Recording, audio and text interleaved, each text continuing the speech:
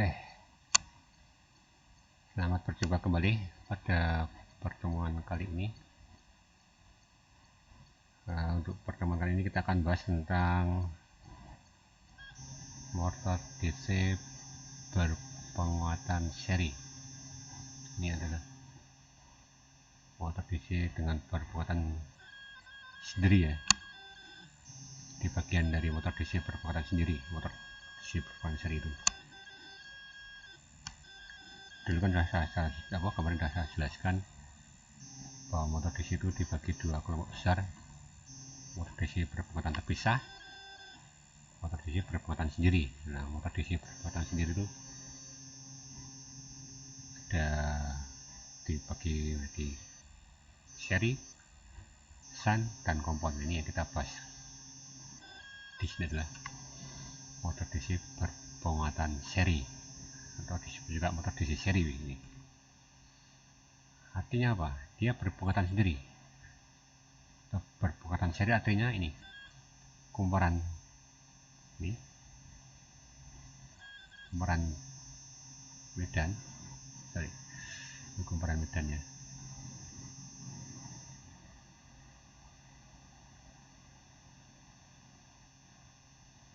Itu disusun seri dengan kumparan jangkarnya, di sini. Ini kumparan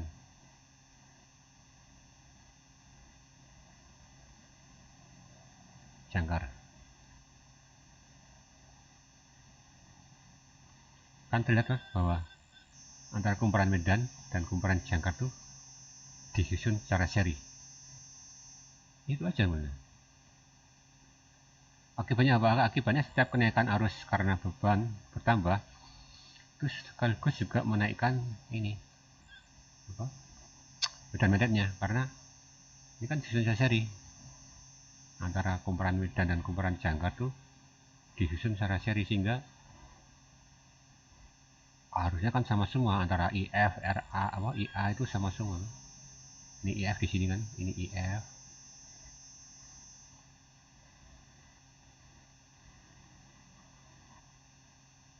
IA kan sama aja. Ini cocok untuk motor-motor yang memerlukan torsi besar, gitu ya. Nah, kemudian bagaimana persamaannya? Ini kita lihat di bawah. Nah, ini sederhana sekali, bahwa EA sama dengan Vin sama dengan EA plus EA ini ya, IA kali RF plus RA. Ini RA kan, ini RA itu tandaan kumparan jangkar. Nah, EA sendiri C kali N kali U sudah saya jelaskan kemarin ya. EA itu gagal induksi. Ini itu aja benar prinsipnya, sederhana sekali kan. Nah, Anda perhatikan, saya agak lupa ya. Ini yang agak menyimpang dikit. Hati-hati kalau Anda menggambar simbol motor DC di motor DC seperti ini ya. Simbol-simbol motor DC maupun generator itu ada seperti ini. Nah, ini bisa Anda kerja tuh harus bisa bedakan. Kalau seperti ini itu berarti AC ya, entah itu motor atau generator. Ini tuh menandakan sikatnya dulu. Ini ada sikatnya, berarti ini dia motor atau generator DC. Ini kan sikat itu pasti ada intinya. Ini sikat, tanda sikat. Hati-hati kalau Anda nanti menjumpai gambar-gambar, apa bedanya ini dan ini. Ini untuk apa, ini apa. Ini yang mungkin motor DC atau generator DC, tergantung gambar yang dia tampilkan ya. Artinya kalau ada ini berarti dia berkaitan dengan DC. Kalau nggak ada, ini kan kosong kan, berarti ini AC ya. Ini DC, apa itu motor atau generator, tergantung. Makanya dikasih tanda generator gini. Kalau generator, kalau motor ya ada motornya gini. Ini motor AC gitu ya. Ini mengenai motor DC seri, saya singkat saja, dikit sekali, sama aja, dikit kan, cuma itu aja. Nah, Sekarang saya akan masuk ke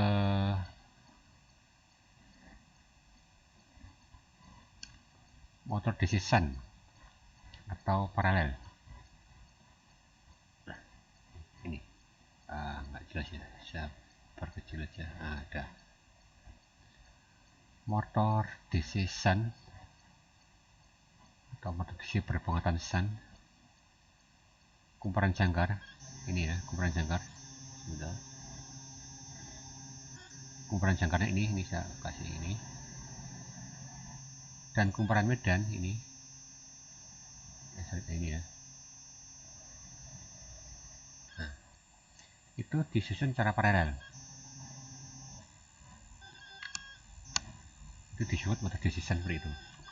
Akibatnya arus yang masuk ke ini kan, kita lihat di ini itu dipecah atau terbagi menjadi dua, antara I shunt ini disebut RSA, kumparan medan di sini disebut R shunt atau disimbolkan dengan R shunt atau tahanan kumparan medan.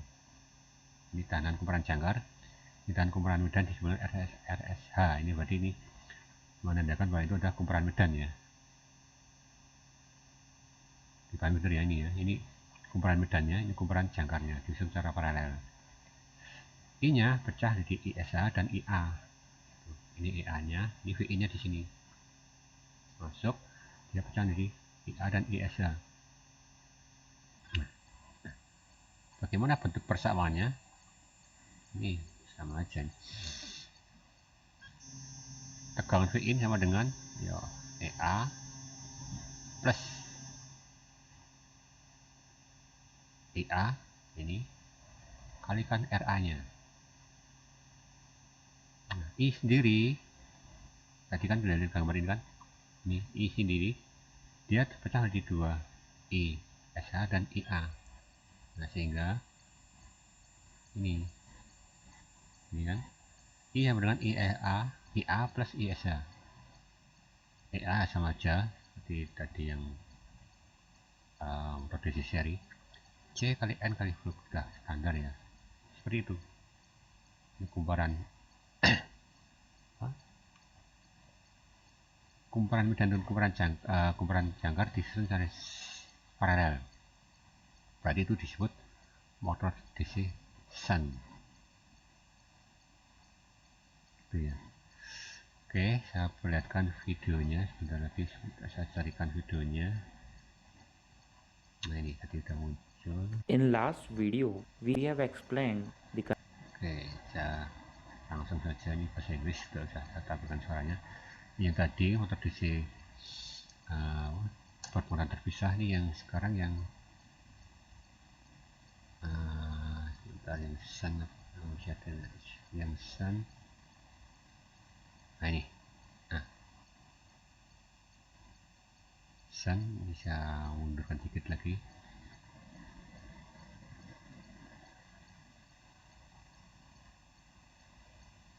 Yang shunt dulu, nanti yang seri kita bahas nanti ya. Ini shunt. Biar mundur semua dulu. Nah, ini gambar simbolnya ya, saya ulang lagi juga biar jelas. Nah, Anda lihat motor DC shunt ini kumparan medan, kumparan jangkar, ini sikatnya,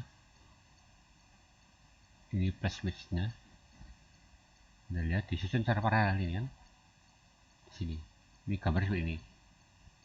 Ini kan motornya, ini kumparan medannya, ini kumparan jangkar di sini di dalam M ini disusun paralel. Ini bagian komutator, ini sikatnya. Next lagi ya, saya percepat lagi. Ini gambar tadi ya. Dicampur ini kumparan medannya, motornya. Kita harus ke sini, dia tadi magnet. Kemudian ada arus juga di kumparan jangkar sehingga dia berputar gitu. Oke, coba kita perhatikan.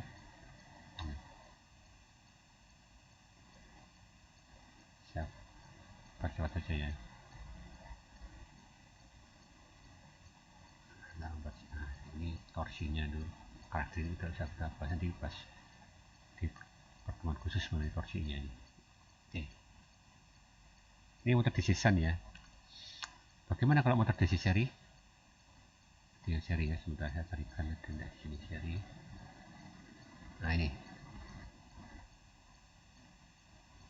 motor DC seri ya sama, gambar sama, tidak ada bedanya, cuma ini disusun seri-seri urutannya dulu. Ini plus minus masuk sini, kemudian nanti yang keluar masuk ke sini, ke atas. Ini kan seperti ini kan, ini kumparan medannya terhubung ke sini, satu ke sana, kemudian dari yang bawah ke sikat yang bawah, yang terhubung ke negatif ini kan, di sini, yang motor sini.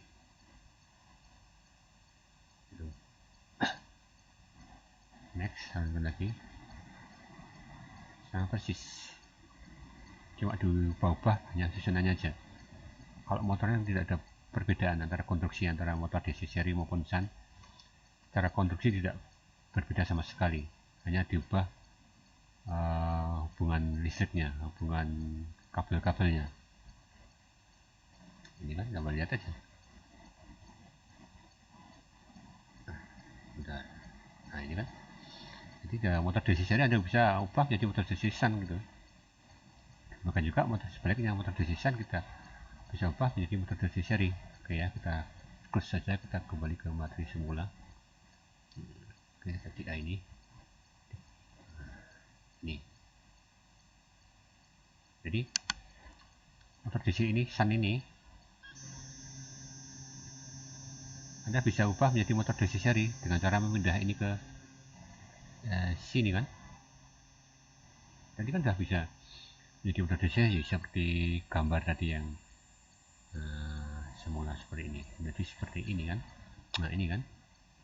Jadi itulah kelebihan motor DC, itu mudah kita mengubah hubungan-hubungan seri di paralel atau paralel di seri, itu tinggal mengubah hubungan kabelnya, kita lepas, kita sambung-sambungkan, kita bisa mengubah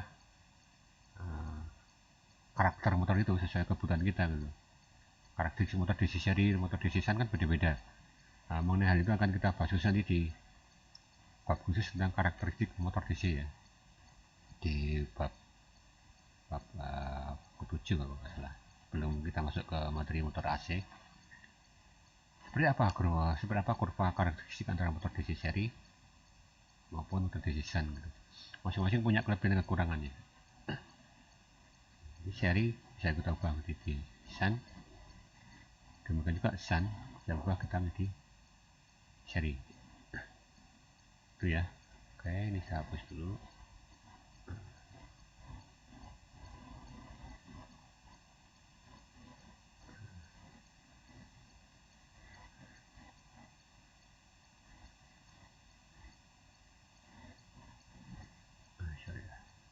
Nah,